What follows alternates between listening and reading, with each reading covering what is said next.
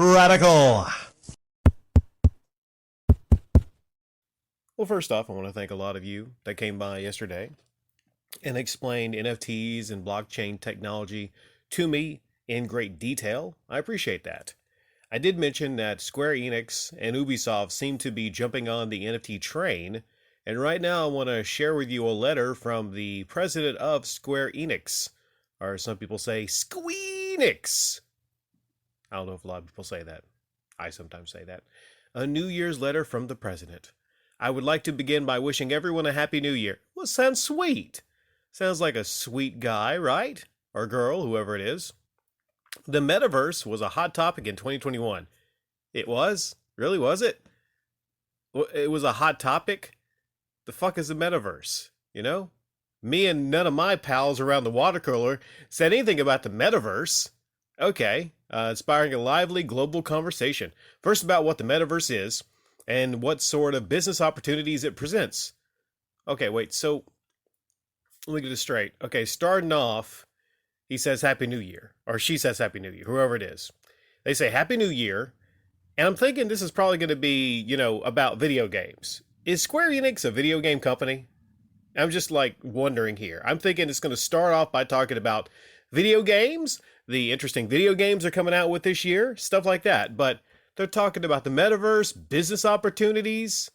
Let's see. Facebook changed its name in October to Meta, serving as evidence that the concept is not a mere buzzword. Here to stay. Also, they're trying to add legitimacy to it. So much attention, blah, blah, blah.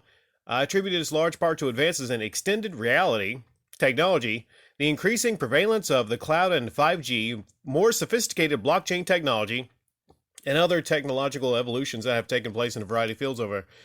This is because the advances are giving rise to. Oh, man. This is just corporate speak, is what it is. Let's go to the next one. Okay. Oh, hey, here we go. Another term that gained quick currency in 2021 was NFT, or non-fungible token.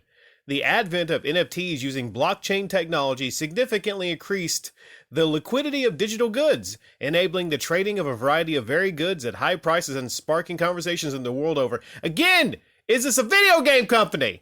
The fuck are you talking about? Liquidity of digital goods. Let's see. Year one, NFTs were met with a great deal of enthusiasm by a rapidly expanding user base. Yes.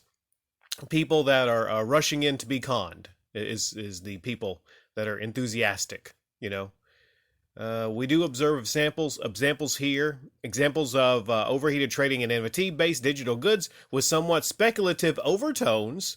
Regardless of the observed value of the content provided, this obviously is not an ideal situation, but I expect to see an eventual right sizing of digital goods and deals that become more commonplace amongst the general public, with value of each available content corrected to their true estimated worth, and I look forward to them becoming familiar in dealing with physical goods. As familiar as dealing in physical goods. So that's what this president of Square Enix, and I guess Ubisoft probably has similar thoughts. They are rushing, I guess this is the new thing, the advent of NFTs. The rushing of the trading of digital goods. Basically pretending that these digital goods are actually worth money. These ones and zeros, are worth money to trade, to rise up the value of things. This is pure insanity. If you thought, the WADA stuff with the game grading to artificially raise prices of games, if you thought that was bad, at least that's physical items. This sounds like pure greed, just pure corporate greed. Let's continue reading. Let's see here. Blockchain games. Well, that seems like a great idea. Games have traditionally involved a unidirectional flow where creators such as ourselves provide a game to the consumers that play them. By contrast, blockchain games, which have emerged from their infancy and are at this very moment entering a growth phase, are built upon the premise of a token economy and therefore hold the potential to enable self-sustaining game growth. The driver that most enables such self-sustaining game growth is diversity, both in how people engage and interact content like games, and in their motivations for doing so. Advances in token economies will likely add further momentum in this trend of diversification. I see the play-to-earn concept that has people so excited as a prime example of this. Yikes. That doesn't sound like a future in gaming I want to be a part of. Self-sustaining game growth. Uh, it's what? Diversification? Like, I just want to get in there and like hit enemies with a sword. Can I still do that? Or, the way you talk about games, like what? And this is the president of Square Enix, a game company again? I realize some people who play to have fun. Whoa, whoa, whoa. You realize some people who play to have fun. That's not even the finish of the sentence, but I gotta stick on here for a second. You realize some people who play to have fun. It's very dismissive. I would say like 99%, or hell, close to 100% of people that buy video games. People buy video games to have fun. Why the fuck would you buy a game if your purpose is not to have fun? What is a game to you, president of Square Enix? Don't you understand? People that play Final Fantasy, they want to have fun.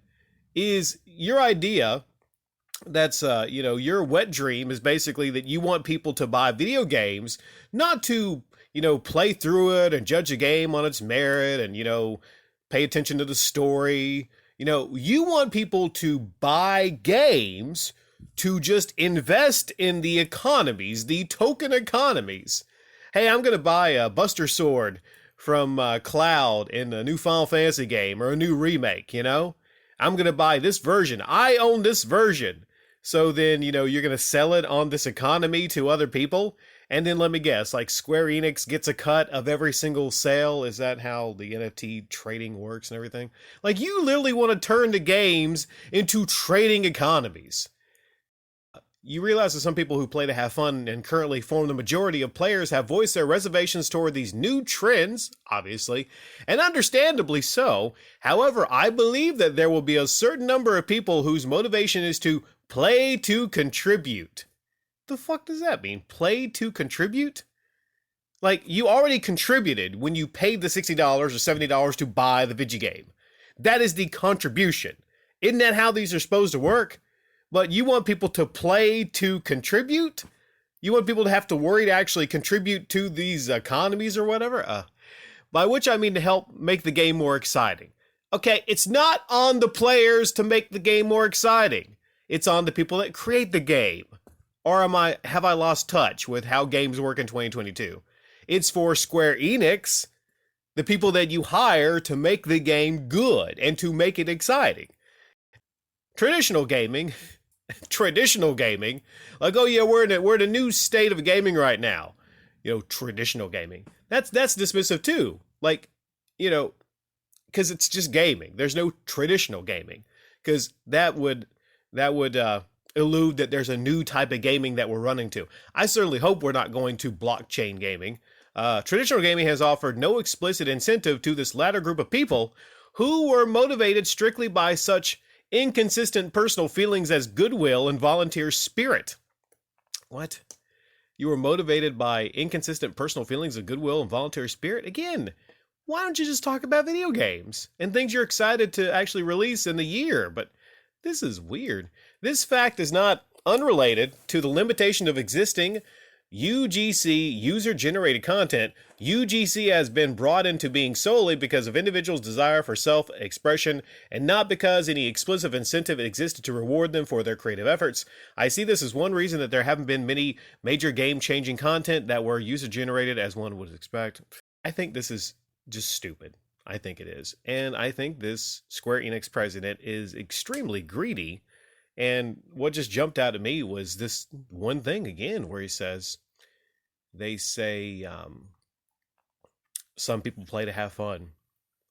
You just have this disconnect with gamers. If you say some people play to have fun, no, all gamers should be playing to have fun. But in your world, you want people to play to invest,